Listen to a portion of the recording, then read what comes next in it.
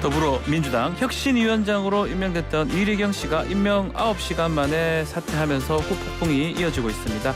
혁신위원장 인선 불발에 내부에서도 의견이 나뉘어지면서 당 내용까지 번지고 있는 상황인데요.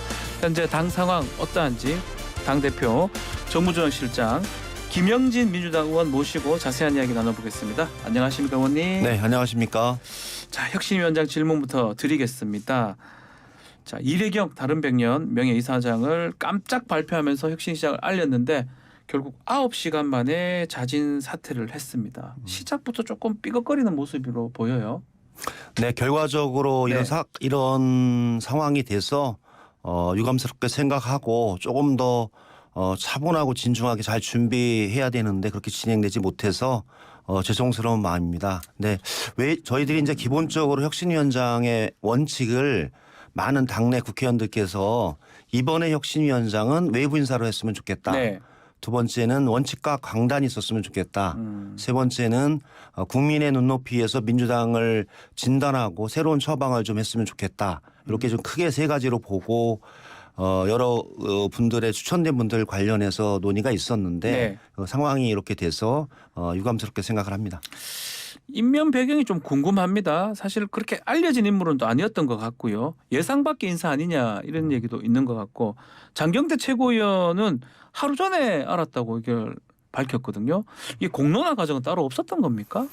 실제로 이제 혁신위원장 관련해서 거론되거나 네. 추천된 분들 관련해서 이렇게 연락을 해보고 네. 또 검증을 해보면 사실 고사하는 분들이 많으셔서 이 고난의 일을 사실은 하시려는 분들이 많지 않은 게 현실입니다. 왜냐하면 혁신위원장이라는 것이 무슨 꽃길이 아니라 네. 아무리 잘해도 5대5로 50%는 욕을 먹는 자리이고 혁신이 한마디로 살과 뼈를 발라내고 네. 또 잘라내고 새로운 새살을 돋게 하는 그런 과정이기 때문에 사실 반발이 많을 수밖에 없는 자리라서 네. 그렇게 흔쾌하게 하시려고 하는 분들이 많지 않은 것도 사실이었습니다. 그래서 그런 좀 어려움이 있었다. 그리고 그럼에도 불구하고 아까 말씀드렸던 당 외부 인사로 네. 그다음에 원칙과 강단이 있는 분, 국민적 시각으로 진단과 처방을 할 수 있는 분이 누구냐 그런 취지에서 제가 보기엔 추천했는데 네.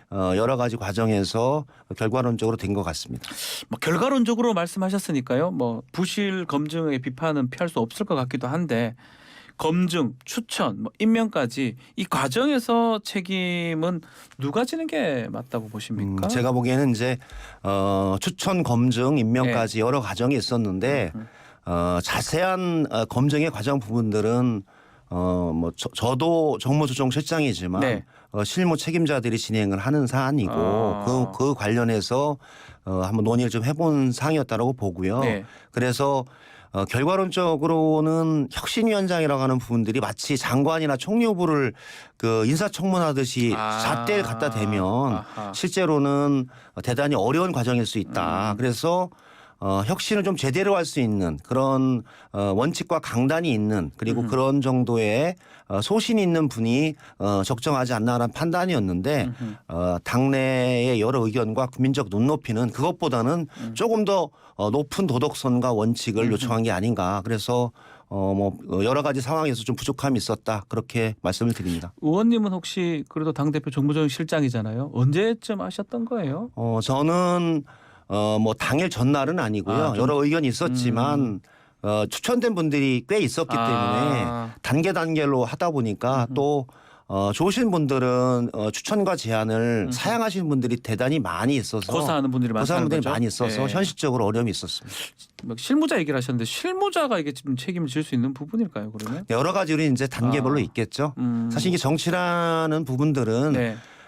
결과론적으로 책임을 지고 또 실제로는 제가 보기에는 혁신을 제대로 하면서 그 혁신의 내용과 결과에 대해서 책임을 지는 건데 사전 단계에 너무 큰 조건을 붙이게 되면 혁신호가 출범하기 어려울 것 같다는 생각도 들어서 전체적으로 좀 판단하는 게 필요할 것 같습니다. 그리고 문제가 돼서 여러 가지 의견을 주셨지 않습니까? 네. 당내외에서 여러 가지 과거의 발언에 대해서 문제를 많이 주셨는데 그런 부분에 관해서 신속하게 입장을 정리하고 이래경 다른백년 이사장께서 직접적으로 더 이상 부담을 주지 않기 위해서 사퇴한 부분들도 네. 또 그런 것도 신속하게 조치했다 이런 말씀을 드립니다.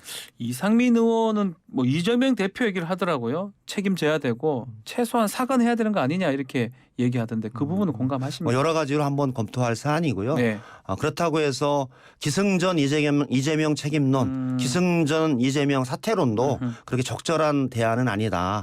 그래서 사실은 비판과 대안은 네. 동전의 양면이라고 보거든요. 아하. 한마디로 민주당의 혁신과 발전 그리고 국민과 함께하는 민주당을 위해서 기본적인 것은 정말 나도 민주당의 같은 우물물을 먹는 같은 사람으로서 네. 애정을 가진 비판 그리고 대안을 가진 비판 이렇게 했으면 좋겠고요. 이상민 의원님이 생각하시고 있는 혁신위원장 후보를 복수로 많이 추천해 주시면 큰 도움이 될 것 같습니다. 아, 자 혁신이 출범 어쨌든 방향을 지금 잡았잖아요. 혁신위원장 빠르게 임명을 해야 되는데 후보가 좀 더 있는지 아니면 원점에서 다시 또 시작을 해야 될지 어떻게 되는 겁니까? 제가 보기에는 여러 의원님들께서 그리고 당내와 국민들께서 의견을 주시기 때문에 네.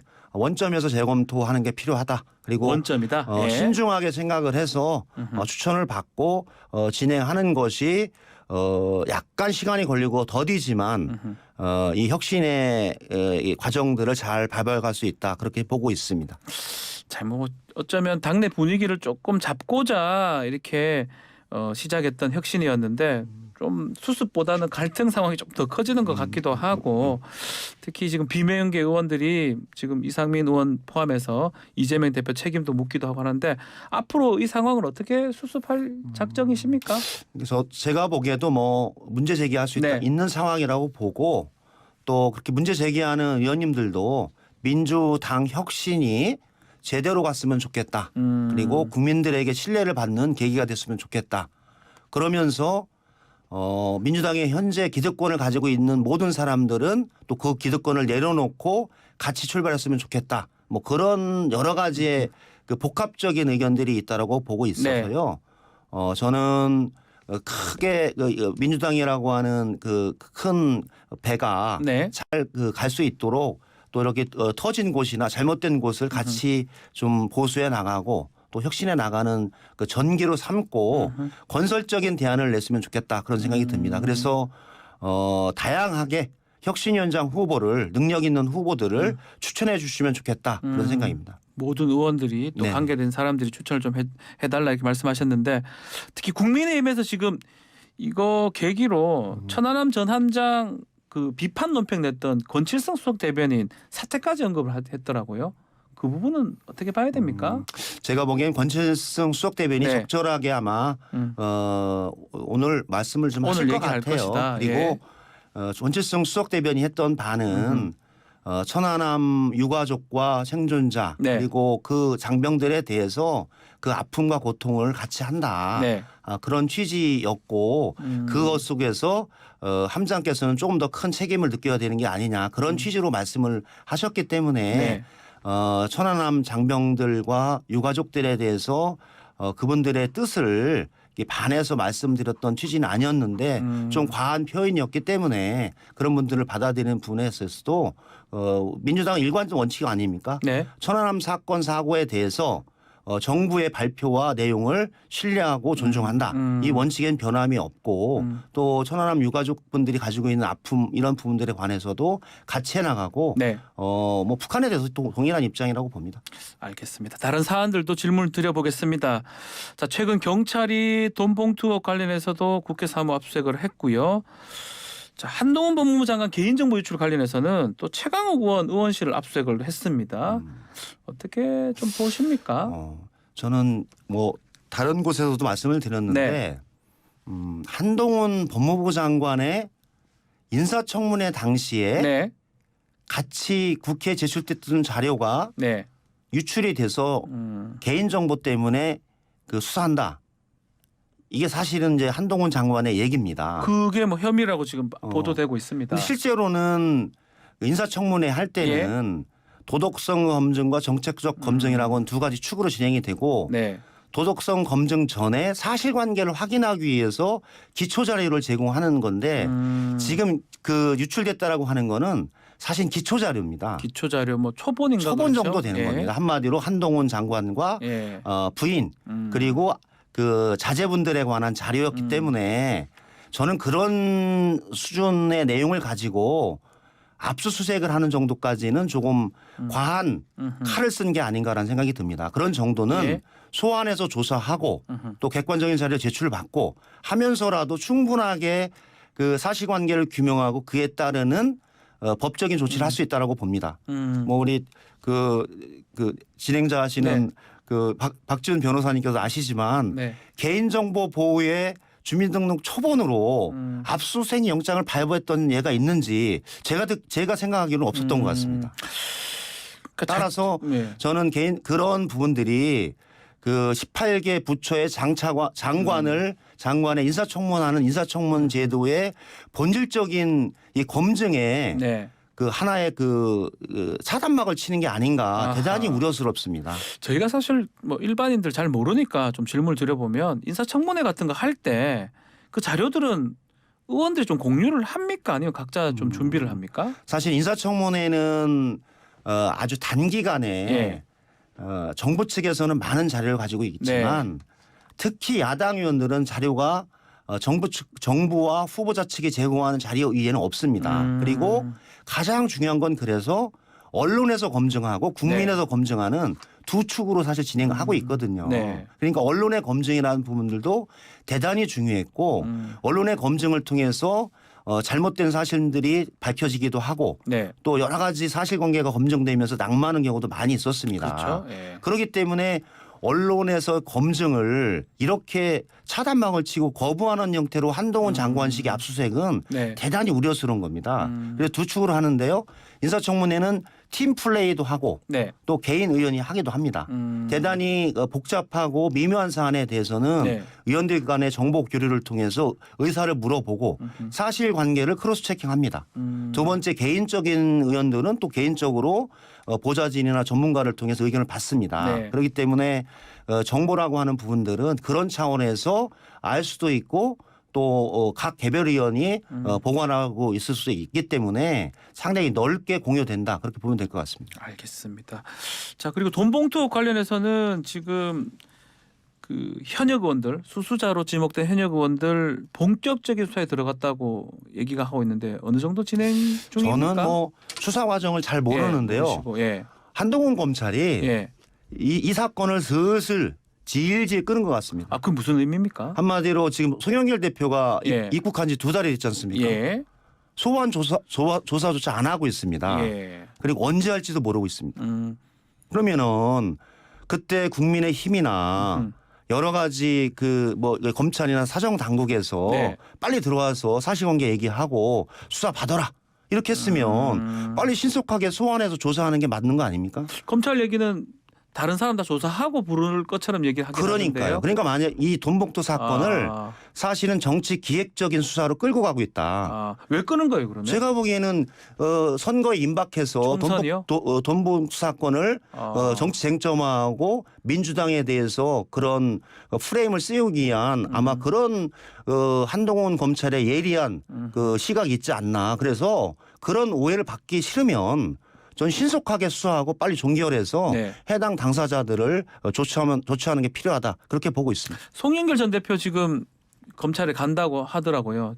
좀 친하신 걸로 저희들이 알고 있는데 혹시 뭔가 사전에 얘기한 게 있을까요? 입국 전에는 제가 여러 차례 예. 연락을 드렸고 네. 입국해서 사실관계를 정확히 소명하고 법적 조치를 받는 게 좋겠다라는 네. 의사를 전했고요.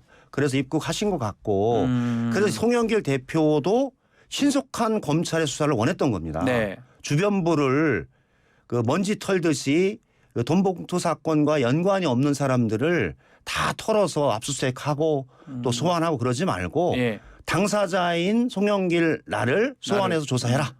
이게 송영길 대표의 원칙이거든요. 네. 그러면서 입국을 했고 그다음에 보다 더 떳떳하게 이 사건에 임하겠다 해서 탈당을 한 겁니다. 네. 탈당한 이후에는 이제 법적인 조치는 송영길 대표와 해당 변호사가 진행하고 있기 때문에 네. 이 사건 관련해서 송영길 대표와 논하고 그런 적은 없습니다. 송영 대표는 이제 가가지고 혹시나 면담이나 이게 불발되면 뭐 1인 시위 내지 기자회견도 한다고 하더라고요. 제가 송영길 대표라도 그러고 싶을 겁니다. 아, 왜냐하면 예. 사실 송영길 대표가 파리에 가서 강의하고 여러 가지 일정들을 다 취소하고 온 거 아닙니까? 예. 그리고 저 국민의힘 빨리 들어와서 법적 조치를 받아라. 음. 얼마나 강하게 얘기했습니까? 그럼 빨리 했어야죠. 2달이 넘었는데 부르지도 않는 거는 이 사건을 가지고 정치적으로 악용하겠다 그런 의도를 보여주는 것 이해는 아니기 때문에 네. 전 내일 나가면 송영길 대표를 수사했으면 좋겠습니다. 알겠습니다. 자, 지금 또 다른 당내 논란 또 있습니다.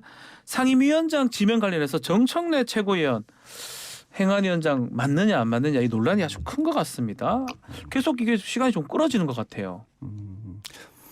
여러 가지 이런 좀 불편한 사항이 예. 계속되고 있는 것 같습니다. 네. 그래서 이 사안은 예. 사실 원내 최고 책임자인 박광원 원내대표가 원칙을 가지고 정리해야 된다 그렇게 보는 입장입니다. 과거에 여러 가지 그 사안 때문에 논란이 됐었지만 이제는 169명의 국회의원들의 그 생각 네. 그리고 전 의원총회에서 나왔던 입장 여러 가지 사항을 보고 여러 가지 다선 의원들이 이제 그 순서에 따라서 그 상임위원장을 맡는 게 관례였고 어떻게 불문이라서 또 대단히 존중돼야 될 사안이었는데 네. 그것이 잘못 적용되면서 당내의 합의나 컨센서스가 붕괴된 상황이기 때문에 예. 새로운 원칙에 따라서 저는 적용하고 정청래 최고위원도 여러 당내 국회의원들과 의견들을 잘 판단해서 최고 지도부로서 선택과 결정을 해야 될 빨리 시기가 왔다. 정리해야 된다 이 말씀이네요. 라고 저는 생각합니다. 예, 빨리. 뭐 빨리가 아니라 13, 14일 중에 선출하기 때문에 네. 그 전에 저는 지혜로운 판단과 결정을 박광원 원내대표와 정청래 최고위원이 해 네. 주셨으면 좋겠다 그런 생각입니다. 알겠습니다. 자, 좀 전에 저희 인터뷰도 했는데 윤석열 정부 지금 시민단체 국가보조금 감사를 지금 많이 하고 있거든요. 노조 뭐 회계 투명성 이거 내세우면서 정부 감사를 하고 있는데 노조 다음에 시민단체다 이렇게 얘기하는 것 같기도 하고요. 그 부분 어떻게 보십니까? 저도 대단히 우려스러운 네. 건데요. 성동격서인 것 같아요. 아, 어떤 뜻이죠? 윤석열 대통령과 한동훈 검찰이 하는 게 다 성동격서. 한마디로 지금 예. 정부가 가장 주목해야 되고 착목해야 될 지점은 네. 지금 경제 성장률이 1.4% 급전 직하했습니다. 네. 15개월 연속 적자고 500억 달러의 무역수지 적자입니다. 네. 민생 경제가 무너지고 있습니다. 그리고 제가 수원, 화성, 용인, 평택 지역에 반도체, 2차 전지 등 신성장 산업이 대중국 수출이 막히면서 네. 지금 죽을 지경입니다. 아하. 중소기업 사장님을 만나보면 예. 이러다 우리 다 망하겠다. 도대체 경제를 왜 이렇게 이끌어가냐. 이것이 제가 보기엔 민생과 국민들의 경제를 살려라고 하는 이게 핵심인데요. 핵심적으로 해야 될 일은 하지 않고 네. 노동, 시민단체를 과대 포장해서 공격하는 방식으로 이런 문제를 숨기는 것은 적절하지 않다. 저는 문제가 있으면 노동, 시민단체에 관한 개혁들이 필요하다고 봅니다. 시민단체가 한 340억 정도에 유용했다라고 지금 발표했지 않습니까? 네. 청와대 이관섭 정책수석이 한동훈 검찰이 아니라 네. 윤석열 검찰총장이 특수활동비로 썼던 금액 147억에 대해서는요. 예. 아직까지 공개하지 안 하고 있어요. 곧 이제 공개해야 되는 거 아닙니까? 그렇죠. 대법원 판결 났으니까. 아니, 그러니까 났는데도 공개하고 있지 않습니까? 그럼 그거라 먼저 공개한 다음에 시민단체라고 지칭하는 거지만 시민단체가 아니라 사실은 만여 개에 이르는 민간단체입니다. 민간단체다. 봉사단체, 네. 환경단체, 그다음에 여러 가지 급식이라든 이런 거 하는 단체, 그다음에 교류단체, 교육단체 등 전국에 있는 만여 개의 단체가 썼던 6조 원 중에 예. 340억의 문제가 있었다 하면 제가 보기엔 잘못된 단체를 수사해서 네. 조사해서 원상 복귀시키고 횡령으로 처벌하면 되죠. 네. 제가 보기에는 잘못된 것을 조사하면서 아이들 어린아이 그 때를 뺏긴다고 해서 어린아이까지 버리면 안 되잖아요. 네. 시민단체와 민간단체가 해야 될 몫이 있는 거기 때문에 존중해주고 잘못된 것은 그것을 수사하고 조사해서 환수 조치하고 제도와 시스템으로 재벌 방지를 막는 것 그런 방향으로 가는 게 맞다. 그렇게 보고 있습니다. 알겠습니다. 자, 오늘 얘기 여기까지 듣겠습니다. 감사합니다. 네, 고맙습니다. 김영진 더불어민주당 의원과 함께했습니다.